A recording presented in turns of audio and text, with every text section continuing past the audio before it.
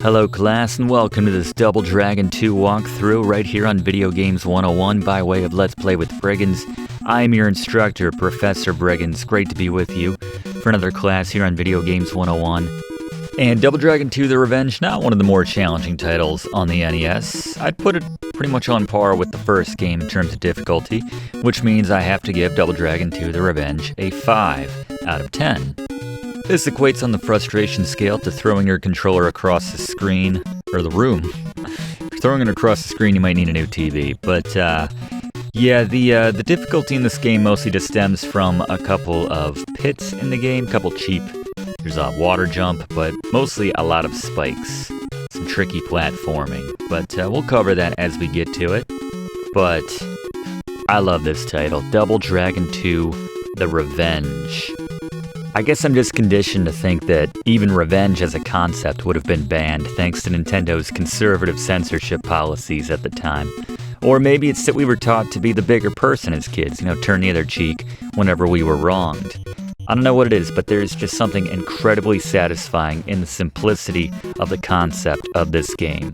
Our girlfriend's been murdered, and our sole job is to avenge her. Not through living well, but through busting the teeth and skulls of as many people responsible as possible. Sorry, I had a second coffee before today's class. Let's run the intro, and I'll try to calm down.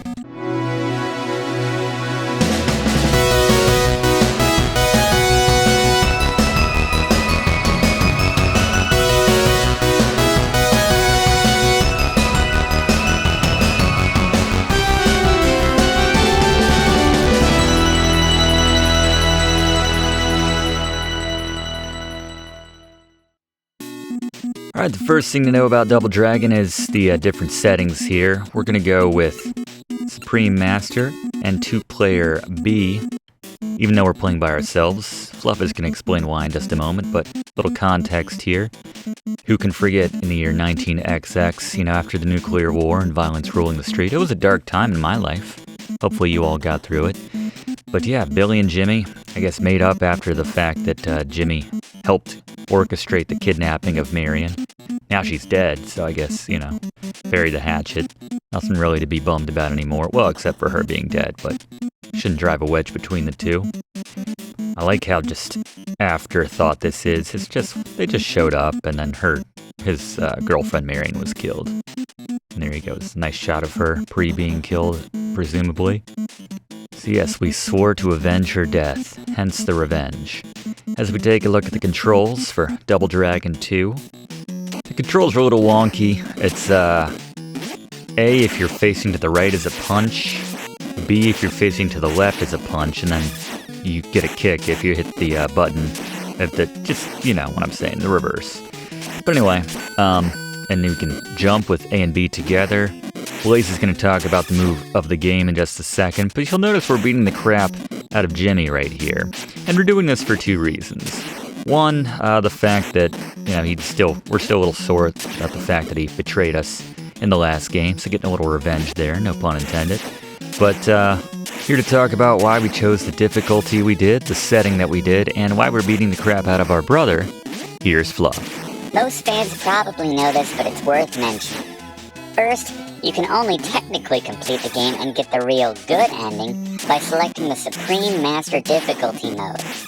Practice only takes you through the first 3 levels, and while you might think Warrior then should be your difficulty of choice, it too will end prematurely before the final stage. It's certainly not obvious on the screen, but if you want to complete the game, select Supreme Master. Also note that to give yourself a leg up in the game if you're playing by yourself, select the B option of 2-player to turn friendly fire on. Then you'll find whenever you kill the second player, through some kind of parasitism, you'll leech and gain their life. Besides, it's pretty fitting payback after they kidnapped Marion on the first game, if you ask me. Completely agree. Thank you very much, Fluff. So you'll see this move that we're doing time and time again, this kind of power knee that's just wreaking utter havoc. And more information on that. Let's go to Blaze, talk about the item, or the move of the game. Alright, the high jump kick gets my vote for move of the game in Double Dragon 2. Don't need to learn this one, we know it from the start, thankfully. May have forgotten a lot of the other moves from the first game, but we've picked up the knee to the face. Very effective. To do it, just hold left or right and then hit punch and kick simultaneously when getting up from the ground. Very, very powerful. Even more powerful than the mega uppercut. I don't know if that's the exact term for that, but same thing. When you're getting up, just press punch and you can do the super uppercut. It's okay, but I much prefer the super high jump kick. I don't know what the name of it is. I just know the sound the enemies make when they hit the floor. It's so very, very satisfying. Thank you very much, Blaze. Yup. As you're getting up off the ground, A and B together in the direction you want to go, you'll get pretty good with this over time, you'll find. And we have our first boss in the game, Gary. It's Scary Gary's Boss Beaters. Alright, I'm just gonna call this guy VR Dude. Kind of like a Mad Max nod or something. But anyway, you can do the power knee 3 times to defeat him. Or, much more satisfying, knocking him off the ledge. Just be very careful when you do this, not to jump off yourself if he dodges, or jump past him, and then he knocks you off. Not what we're trying to do here. So, plenty of time, not difficult, just be careful and take him down. Alright, thank you very much, Gary, as we are now here at the heliport. Be careful, we got some dangerous pits you can easily fall in. That's the only drawback of the high jump. I just want to call it the hyper knee. I'm going to call it the hyper knee from now on. Is that obviously you need to be moving left or right to execute it, and sometimes you might go a little bit farther than you intend to, so just keep that in mind. There are other moves we should mention. We can still grab people, do a few punches as a little combo, and we can, if we're at the right distance away from them, we can do the classic grab and hair pull and toss them and everything like that, with a few knees to the face ahead of time. Here you can climb back down or just take the bullets, just get to the right of the helicopter, it doesn't really matter. You'd think bullets from a helicopter would be a bit more damaging to even one of the double dragons, but no, we're fine. Literally fine. And we're getting a lot of different weapons. We get more on that going back to Blaze once again. Alright, let's talk about the items, which are basically weapons in Double Dragon 2. First, you have the kind of one-time use dagger, which you can throw across the screen. Can't use it for melee, it's just for throwing. Then you have the chain, which is for swinging or throwing across the screen, depending on what button you hit, with whichever direction you're facing. Then you have kind of the mace, which you can swing for a lot of damage. Then you have throwable explosives, like the grenades. You'll see a lot of enemies drop these. You can throw them right back at them, hit them in the head. Very powerful. And then the incendiaries, kind of looks like a cigarette, but just takes a little bit while to explode. Once it goes off, creates a flame, I don't know what you want to call it, a flame fountain in the air. Just make sure you're not on top of it when it's about to go off. Alright, thank you, Blaze. Yes, they make it very dramatic right here, but you can see we had plenty of time to grab onto that helicopter, but off into the neon night we go. Stay away from the door here in the helicopter, the right door, I should say, as it will, this helicopter hasn't been serviced in quite a while. The Shadow Warriors, their equipment's not up to code, and that door will open on its own intermittently, so we want to just be aware of that. It's a great excuse, not that you need an excuse, to use your hyper knee right there, as we can knock dudes right up to the door, and then when it opens, it sucks them out. Or we can just kill them with a couple of those. That works pretty darn well, too. So that's where the game ends if you went with the easy difficulty, but we keep on moving along here on Supreme Master, or Supreme Warrior, whatever we picked. So now we're going to a mysterious island. Big kudos to the helicopter pilot for not just, crashing the helicopter into the sea. I think that's a little odd. It could have just taken us out right then and there, or, about to crash it, then jump out with the only parachute. But no, yeah, definitely take us to the next area where the bad guys are hanging out. Hell, just take us to the final level. Let's just take down the Shadow Master right now, the leader of the Shadow Warriors. And remember, since we're not point-based this time around, we know all the moves that we're going to know. There is no reason to not use weapons, you know, especially that mace that the Lindas carry around. Very effective. So down here you will see that we have spikes, razor lining the ceiling here. And you would think that would be a bad thing, jumping into it over and over and over and over again with our unprotected skull.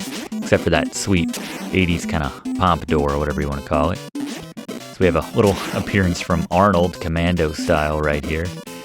But no, it's fine. We literally take no damage from it. These things are a different story. These will do at least a square of health every time they hit you, so just be careful. If you get the timing right, you can just walk right through. But the spikes actually work out pretty well because it's just another excuse to get knocked down on the floor without having to take any actual damage. Then we get it back up and do another hyper knee. So it works out pretty well. I don't know if it was a design flaw that this was meant to do damage to us or what the deal is, but the only thing it is a bit annoying. But just keep going to the well on that hyper knee. Take out whatever Bobos or Commandos, whoever they want to throw at you. As soon as you go through here, by the way, make sure you push a bit to the left and then a bit to the, well, I guess a bit to the right, then a bit to the left, mostly just down. Keep an eye on those conveyor belts as they throw that to you as soon as you walk through the door. But now we are at the Forest of Death. Don't let the name fool you. It's just a collection of trees. There's not even that many of them. But yeah, lots of death here. For the Lindas, so we use our Morning Star until they disappear.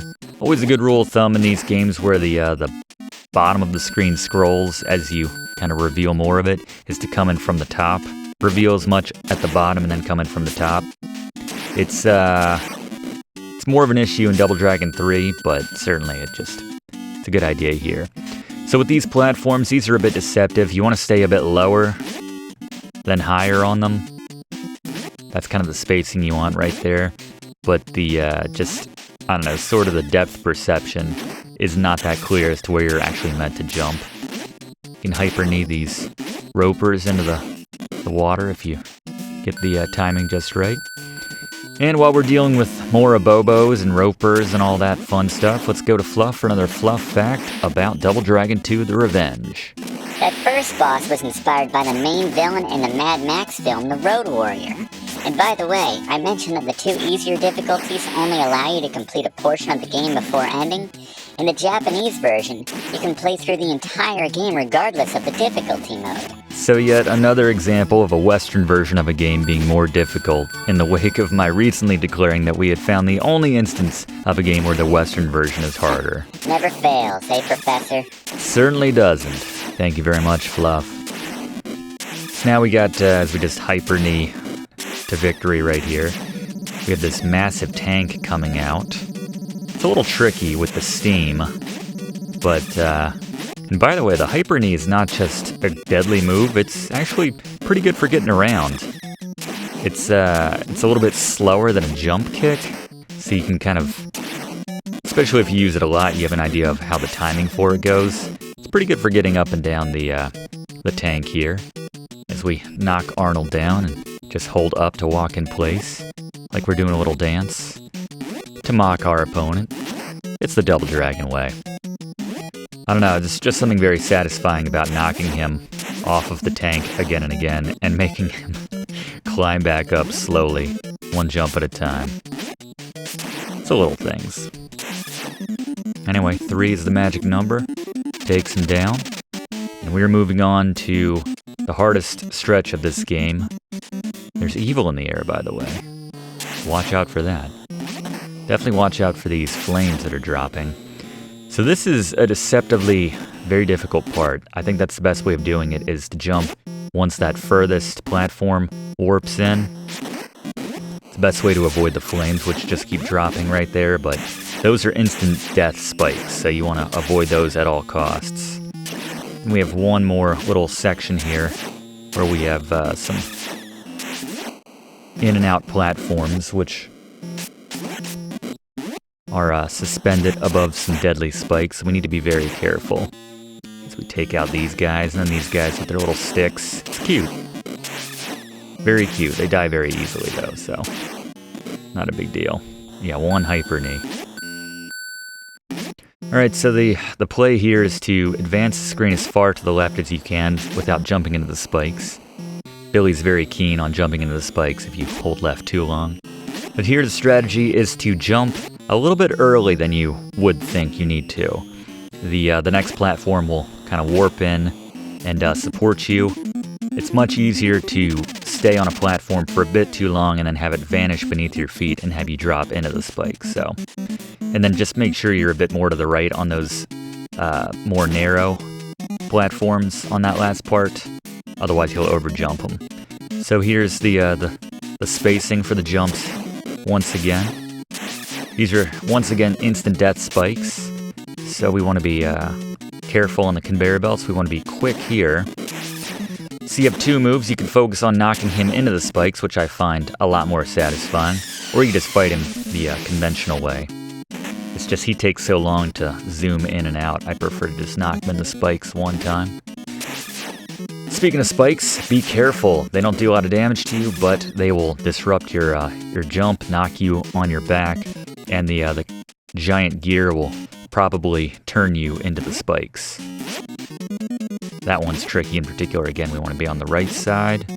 Make these jumps. Get ready to do a second jump on that one gear because it's going to try to churn you back to the right onto the spikes. A lot of spikes on this level.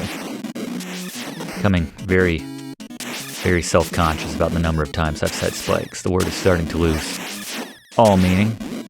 Here there's no mini-boss. It's just a matter of killing all of the enemies on this particular screen. Say no to drugs as we toss that over there.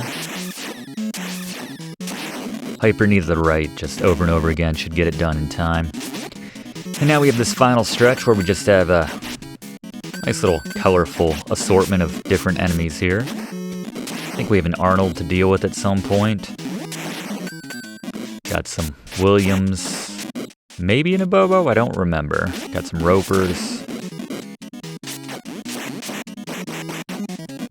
And as we learned from our class on Double Dragon, the original game, check that out by the way, should be a link in the description or something popping up for that class, but we learned that a lot of the characters' names were directly inspired and taken from a lot of the Bruce Lee films, like Enter the Dragon. There's a Roper in that game, so yeah, the films of Bruce Lee were a major influence on the original Double Dragon. But check that class out, I learned a lot myself. A lot of great fluff facts. And now we finish off strong with a commando here. And once again, just give Arnold a few of the hyper knees to the face and or genital regions. Wherever you can get it, and he'll be down with 3 hits. And we're moving on to the penultimate level here. Yeah, where's your slime ball boss hiding? You don't hear that insult a lot anymore. I wonder if kids these days even use slime ball. I don't even think we ever used slime ball, but the shows we watched certainly made it seem like that was the go-to insult of the late 80s and early 90s. And I know I've said it before in my conventional playthroughs of this game, but as a kid, I always wanted to have mirror floors. I thought that was so cool, the glass floors. Not even stopping to think about how impractical that is nowadays, but how scuffed that would be constantly. But let's go to Fluff for our final Fluff fact on Double Dragon 2 while we still have time. Fluff? We're used to arcade to NES ports by now, but typically the two games look pretty similar in this case. Double Dragon 2 for the NES is completely different from its original arcade version, which resembles the original Double Dragon much more closely. The arcade version was initially developed as an upgrade kit for the original Double Dragon, but due to an increase in the memory size, it turned into its own standalone game. This explains the similarities between the two games. Very cool, thank you, Fluff. Yeah, it's not every day that the arcade version is completely different than the NES or console ported version. Not even ported in this case, just completely different. But anyway, time for another boss here after we take out these little fun acrobatic guys. Let's go to Gary for our next boss beater. Gary, what do we got this time? Boss beater. Alright, Shadow Billy. Power knee him to the wall, and then move up and left, and then repeat as Shadow Billy just keeps repositioning himself. 5 knees should take him down, but just like you see we're doing here, just keep moving ever so slightly. It's very effective. Yeah, there you go. Just keep tweaking your position little by little. Doesn't matter if you can see him or not. And just like that, he's dead. We're on to the final boss. Double Dragon 2. Looks like we're in Carbonite right there, but final confrontation. You'll notice as soon as we touch Marion, we get a few extra lives. I'm not sure how many we got because we haven't lost a life yet. Sounds like I'm bragging, but I just don't know how many you get. It might be 3. But anyway, final boss, Gary. Alright, the Shadow Warrior. Jump with roughly 2 horizontal Billy links between you and the boss, and then power knee into him. That's kind of the spacing you want to get the rhythm just right. And then don't chase him if he backflips away, because he's going to do that kick, which is very painful, or that spinning move, which is also very painful. Instead, just move back to the left, rinse and repeat. 9 knees is going to take him down, and congratulations, you've beaten Double Dragon 2, The Revenge. Alright, good luck, Gary. Yeah, that is the key. Do not chase. Don't play his game, play yours. And he can only withstand so many of these knees. One more might do it. Love it, as he's doing the back. I don't know what that was. Anyway, he's dead. And I can see he's one of those last bosses that thinks that if he confuses you, that's some sort of moral victory. It's not. You got beat. Gosh, even death, these bosses, they love to laugh. We need to get another trope list going. Not today, just because I'm feeling a bit lazy here at the end of the class, but just every time a boss, or whoever's in charge, the main bad guy just laughs out of context. It just, these maniacal laughs, even in the face of you've just been defeated. But anyway, hey, Marion's not dead. Yeah, we buried the lead there. That's the main takeaway. And as Billy and Marion looking lovingly into one another's eyes, I invite you to, I'm not sure where I'm going with this, lovingly tap that subscribe button if you have not yet done so already. We do one of these classes every single week in the same spot. Love to have you aboard. Click that like button if you don't mind, it really does help us out. And leave a comment. Let me know if you've had trouble with this game or what you think some of the most difficult parts are, if you agree with me with the rather unforgiving pits and specifically the spikes here in Double Dragon 2. But yeah, in the meantime, we'll see you next week in the same spot for next week's class. Hope to see you then, and thanks for tuning in. Thanks for watching, and don't forget to like and comment on this video, and click subscribe if you haven't already, as this seriously helps me to keep making great content for you. And check the description of this video to see what song is playing right now.